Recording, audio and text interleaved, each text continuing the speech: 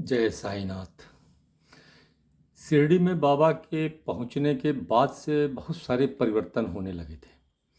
और उन परिवर्तनों में सबसे बड़ा परिवर्तन ये था कि जो बच्चे गांव में बागीचे में बैठ के ताश खेला करते थे, अन्यथा बकवास किया करते थे, वो अब सुबह शाम बाबा के पास आके बैठने लगे थे।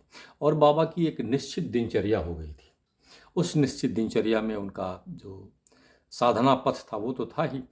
और वो धूनी एक यज्ञ, किसे जो हवन यज्ञ टाइप होता है, उसको करने के लिए, उस लकड़ी को लाने के लिए वो रोज़ जंगल में जाते थे और लकड़ियाँ वहाँ से तोड़ के लाते थे। जंगल से लकड़ी जो गिरा हुआ रहता था, उस लकड़ी को बटोर के ले आते थे और वहाँ पे धूनी रमाते थे। और शाम के समय सब जो युवा थे वहाँ, वो लोग वहाँ आके बैठने लगे थे और बाबा उनको उपदेश करते रहते थे। बाकी समय में अपनी साधना करते थे। और इस बीच में चूँकि जो उनके साथ जो चमत्कारिक घटनाएं गांव में हुई थी, उसको लेकर दामोदर और दामोलकर दोनों बड़े उत्साहित थे कि बाबा का एक वेलकम करना चाहिए, एक स्वागत करना चाहिए उनका। और उस स्वागत में उनके मन में ये था कि बाबा का एक शोभा यात्रा निकालना चाहिए। तो बाबा की शोभा यात्रा निकालने के लिए लोग जिद पे अड़े थे। तो उनके जिद को देखते हुए बाबा ने भी उनको अनुमति दे दी, लेकिन उनसे कहा कि अन्य लोगों से भी जान लिया जाए, पूछ लिया जाए, यह काम उचित रहेगा नहीं रहेगा। दामोलकर ने कहा नहीं, ठीक रहेगा, हम सबसे पूछ लेते हैं। इस बीच में महालसापति जी थे, पाटिल थे और अन्य कुछ जो शिरडी के गणमान्य नागरिक थे, उनसे पूछा गया। तो कुछ ने सहमति दी, कुछ ने सहमति नहीं दी। विश्वनाथ पंडित जैसे लोग जो थे, उनके लोग ने सहमति तो नहीं दी, बल्कि इसकी आलोचना किया कि लड़के पागल हो गए हैं, कोई काम नहीं है तो यही काम कर रहे हैं। तो बाबा की पहली शोभा यात्रा दामोलकर और दामोदर जैसे नवयुवकों ने निकाली और धूमधाम से निकाली। जैसे जैसे पालकी की यात्रा बढ़ती चली गई, वैसे वैसे अन्य जनता भी उसमें शामिल होती चली गई। और ये घटना जो है बाबा को शिरडी में स्थापित कर चुकी थी। बाजा रोटी मांगने के लिए एक बार वाइजा के पास जरूर जाते थे, वाइजा के घर जरूर जाते थे। वहाँ पहले दिन ही उन्होंने रोटी पाया था। वाइजा उनको अपने बेटे की तरह मानती थी और बाबा भी उनको वाइजा माँ कहा करते थे। वाइजा का बेटा ही था तात्या। वह भी रोज आके बाबा के पास बैठा करता था। एक दिन बाबा ने उनसे कहा कि देखो, ये मनुष्य का जन्म जो है बड़े मुश्किल से मिलता है, कई जन्मों के पुण्य प्रताप से मिलता है, हमारे अच्छे कर्म होते हैं तब ये मिलता है। 84 लाख योनियाँ जो हैं बिताने के बाद हमको मनुष्य का जन्म मिलता है। इसलिए हमको ऐसे कर्म करने चाहिए कि मनुष्य का जीवन सफल हो जाए। इसको आध्यात्मिक कार्यों में, लोगों की सेवा करने में लगानी चाहिए। ऐसी बातें बाबा अक्सर उपदेश में दिया करते थे। और ऐसे ही एक उस गांव में जो विश्वनाथ पंडित थे, विश्वनाथ पंडित जी एक वैद्य भी थे, गांव के मुखिया भी थे। और अंग्रेज़ों का राज था, तो अंग्रेज़ों के और गांव वालों के बीच में जो समन्वय था, जो बातचीत का जरिया था, वो विश्वनाथ पंडित थे।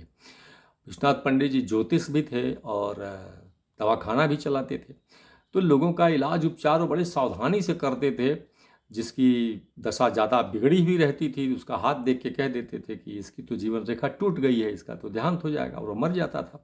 तो गाँव वालों को भी कोई आपत्ति नहीं होती थी, क्योंकि भविष्य में उसके लिखा हुआ था। एक दिन जो है बाबा ने देखा कि 2-3 दिन हो गया और सब बच्चे आते थे, लेकिन तात्या नहीं आता था। तो लोगों ने पूछा कि तात्या कहाँ चला गया, तात्या नहीं आ रहा है। बाबा ने लोगों से पूछा तो दामोदर ने ही कहा, धाधु भी उनके साथ था। धाधु ने कहा कि अरे, तात्या की तो 3 दिन से तबीयत बहुत ज़्यादा खराब है, वो उसको बुखार बहुत तेज़ पकड़ लिया है, वो कहीं आ जा नहीं रहा है। तो बाबा ने कहा अच्छा चलो देखते हैं। तो बाबा जो है तात्या के घर चले गए, भाईजा के घर चले गए। भाईजा ने देखते हुए कहा कि अरे बेटा, तुम आ गए, और बहुत दिन से तुम्हारे दर्शन नहीं हुए थे। चूँकि तात्या बीमार था तो मैं आ नहीं पा रही थी, और आज तुम खुद चले आए। तो बाबा ने कहा मैं खुद चला आया, मैंने जैसे ही सुना कि तात्या की तबीयत ठीक नहीं है तो मैं मुझको लगा कि तात्या से मिलना चाहिए, देखना चाहिए, बताओ कहाँ है तात्या। तो वाजा ने बताया कि इसकी बीमारी में विश्वनाथ पंडित जी के यहाँ से दवा मैं लाई थी, लेकिन लाभ नहीं किया।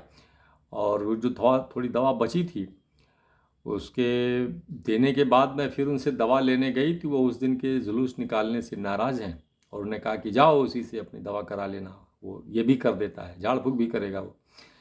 तो बाबा ने कहा बाजा से कि ये तो बात उन्होंने बहुत अच्छी कही और बहुत सटीक बात कही, बहुत सही बात कही, बताओ कहाँ है तात्या। तो अंदर गए तो वो तात्या कमरे में सो रहा था, बेहोश था, कुछ बड़बड़ा रहा था, ज्वर उसका काफ़ी तेज था, स्थिति गंभीर थी, नाजुक थी।